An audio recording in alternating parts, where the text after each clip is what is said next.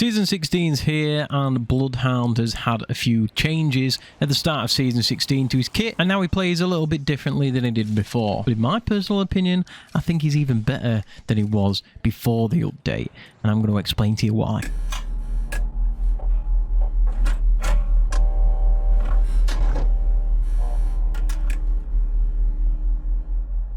What's good, guys? Welcome to another video. We're back on Apex. We've been grinding it out, and today we're looking at Bloodhound. If some of you aren't aware, if you don't play Bloodhound, he's had a few changes at the start of Season 16 Apex. His passive has been completely reworked into something completely different than it was before, and then his tactical and ultimate have also been changed a little bit, but we're going to go over that all in the video, and I'm going to go over why I think it's actually better that they've added these changes and how you can utilize Bloodhound to get even more kills than you was doing before. So first things first, let's talk about what's changed, which is his passive. So before, all the passive was basically you got those little footprints or the trackers, whatever you want to call them, where it basically told you where people were going. So it would say that someone has walked through here 30 seconds ago, and that kind of enabled you to track people if they were walking through where you've been, or if you were following someone, it kind of helped you track where they're going, so you don't really lose track of them if you're trying to chase somebody down. And it was okay, but most of the time people didn't really pay attention to this unless you was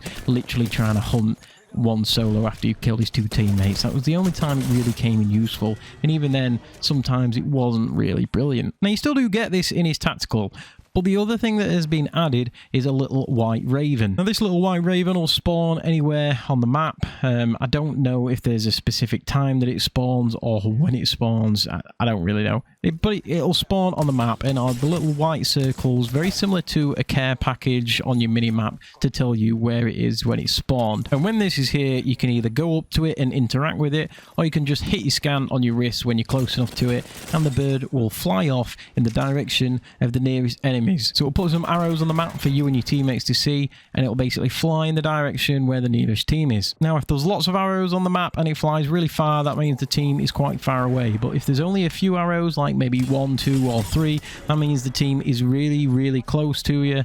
So just be aware when you're using Bloodhound that the arrows and how many arrows there are, that basically means how close the team is. But the more you use Bloodhound, the more you'll get used to it anyway. Now, the reason I think this is absolutely great, and the reason why I think Bloodhound is better with this, is because I want you to go back and think about games where you're getting really high kill games, but there's been times in those games where there's been, I don't know, a space of 5 minutes where you just think, damn, I just can't find an enemy anywhere. I don't know where to go on the map. You might be a little bit lost, or if you're like me and you're trying to learn the map, sometimes you don't really know where you're going, sort of thing. So you're just sort of guessing at the hot drop POIs that hopefully someone will be there, or you're basically just trying to run towards any sound of gunfire, which sometimes can land you in a bit of trouble because you just end up getting third-partied and dying. Now, these arrows can work in 2 different ways. One, it can either stop you from getting third-partied or shot in the back because the bird might fly behind you and tell you that there's a team close behind you. Or 2, it'll minimize that time in between fights because you'll be able to find a team a lot quicker because them arrows are going to tell you where the closest team is. So if you're going for a really high kill game, stick on Bloodhound, and every time you kill a team, when that white raven spawns, go and scan it and it'll tell you exactly where the closest team is next. You can run straight towards that bird. Every time you follow the arrow, another one will spawn. And I think it's a lot easier to get some higher kill games. And it's really good if your team is paying attention to where those arrows are as well, because you can just push team after team after team after team, and you're always going to know where they are, which is absolutely brilliant. Now, the other great thing about scanning this bird or interacting with this bird is it actually acts as a mini ultimate accelerant. What I mean by that is it restores part of your ultimate. And what I found is, in the time it takes you to scan 2 birds, and the percentage that you get back in between scanning those birds, and then the percentage that it's giving you for scanning the birds. I said scanning the birds way too much in that sentence. You're going to get your ultimate back straight away. So if you play this correctly, you can pretty much have your ultimate in every single fight. And if you know anything about Bloodhound's ultimate, the speed boost that you can get and the strafing that you can do on his ultimate is absolutely amazing, and it will really help you out in fights, especially in 1v1 situations. You should be winning those if you're in Bloodhound's ultimate. So that is the main reason why I think Bloodhound is so much better than he was before. Just mostly because, 1, you always know where teams are, and 2, every time you get to the team, you're probably going to have your ultimate, so you can pop it. You've got that amazing strafe.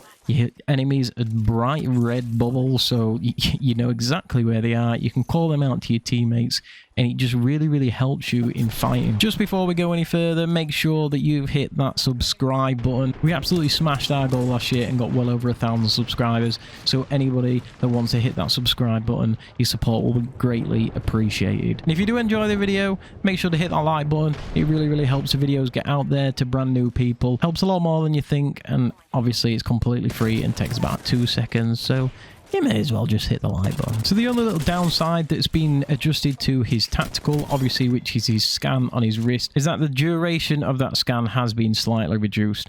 Now, to me, that's not a massive thing anyway, because you still get that information off the scan of where your enemies are. And most of the time, you're only taking that first split-second bit of information that you get on your screen when you've hit that scan, and then you're going to go either push the enemy or try and get away from that enemy anyway. But obviously, if you could have a scan for longer, it would be better. But hey, I think the trade-off that we got in Bloodhound is really good anyway, so I don't think it matters that much. And then the change that they've made to the ultimate is that before the update, when you pop your ultimate, you got that scan every few seconds, and you could just scan, keep going, and you would basically have unlimited scans for your team.